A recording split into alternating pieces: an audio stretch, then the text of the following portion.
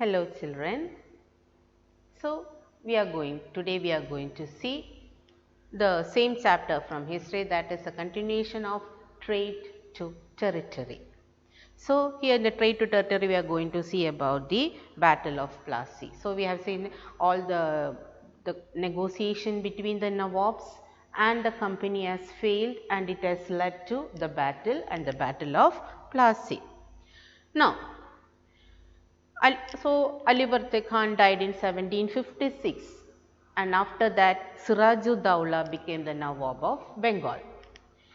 Now the company is much worried because Siraj-ud-Dawla was a very strong leader, and what the company needed, the company want a puppet ruler who will obey the company's orders and who will grant all the permissions for the company and enable the company to make more profit. So they want such a leader, but Siraj-ud-Dawla was not like that. He was a very strong ruler, and this companies, East India Company, had a bit worry about Siraj-ud-Dawla. So what they have done, they approached one of their rivals, a rival Nawab, and promised him that he will make that Nawab, the company will make that Nawab, the Nawab of Bengal, if he will defeat Siraj-ud-Dawla, and company have promised all the support for the same.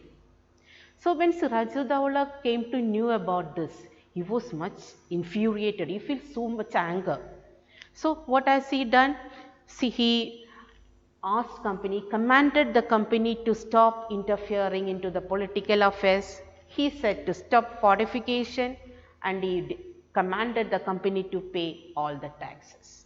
Got. So company, because Nawab's rival was being supported by the British, the Nawab, Siraj-ud-Dawla was infuriated and ordered the company to stop interfering into political matters, to stop fortification and to pay tax. Now Britishers again, they got worried.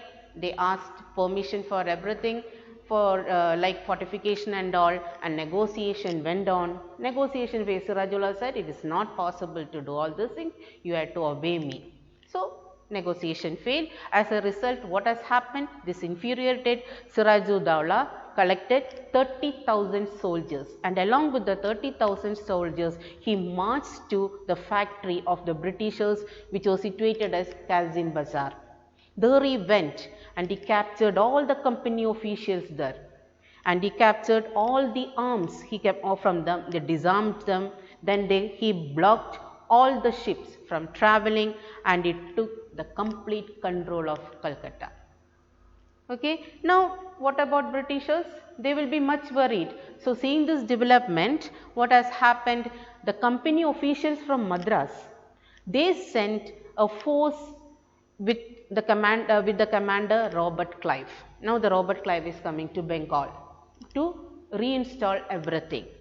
So he approached Siraj-ud-Dawla, he met Siraj-ud-Dawla, and they have a negotiation, but Siraj-ud-Dawla did not allow any concession. Negotiation failed, and as a result, what has happened? Now next is a war. Clive led the war, and the war was, he led the army to Plassey. It was a failure. Siraj-ud-Dawla failed. But why he failed in the war? Actually, such a war was never fought. Such war hasn't occurred. So, because the Mir Jafar was Siraj-ud-Dawla's commander. Britishers bribed him. Britishers said that if you support us, after Siraj-ud-Dawla, we will make you the Nawab of Bengal. So he fall in that. He fall in that temptation. As a result, what has happened? Such war was never fought, and the Siraj-ud-Dawla was declared defeated. Okay, his commander Mir Jafar cheated him, and the British bribed and gained Mir Jafar's support. Battle of Plassey, actually, which was not fought, was the first victory of British in India. After the defeat, automatically they won't allow Siraj-ud-Dawla to leave there, because he is a threat for him. He was assassinated. The Britishers killed him. He was assassinated, and as promised, Mir Jafar was made the Nawab. Now, the Britishers don't want to take up the responsibility of the government or the governors. What they actually want, they just want to expand their trade and to make more profit. So, after the defeat at Plassey, Sirajuddaula was assassinated, Mir Jafar was made the Nawab. The company was unwilling to take up the responsibility because they just want to expand their trade. But these Nawabs were always not helpful for the company because they have to maintain a dignity before their subjects. They want to maintain the sovereignty before their subjects. So, they did not grant everything that the Britishers asked them to give. So, the Britishers was much upset with Mir Jafar and he removed him. So, when he protested, company removed Mir Jafar and instead they brought in Mir Qasim as the Nawab. Same thing has occurred with Mir Qasim also. When Mir Qasim protested, what was it when he was defeated in the battle at Buxar and he was driven out of Bengal. And again Mir Jafar was brought in. Again Britishers began to ask more and more money to meet their expense in India, to meet all their expenses. So, Mir Jafar was also much fed up with this aspect and at last Mir Jafar died in 1765. And after the death of Mir Jafar, Britishers began to think, why should we depend upon the Nawabs in India? Why can't we ourselves become the Nawab of Bengal province? So, now the Britishers in 1765, they took up themselves as Nawab in Bengal. As a result, because of this Diwani, when they took up the position of Nawab, they are getting the right of Diwan. When they become a Diwani, this Diwani was very profitable for these Britishers. And how this was profitable for them? Diwani benefited the company a lot. Now, without any permission, they can use the vast wealth of Bengal. There was no Nawab to take the permission. They themselves is a Nawab now. They can use all this Diwani. Because of the Diwani right, they can make use of all the resources in Bengal. Then, another benefit of this was that it prevent the outflow of gold from England. Before acquiring Diwani, they want to pay either silver or gold in order to buy the product from India and to take to their country. Now, because they are the Diwans of the country, of the province, they need not have to bring gold from their country. They can take the expenses from the country itself and can take it to Britain. So, they do not have to pay now.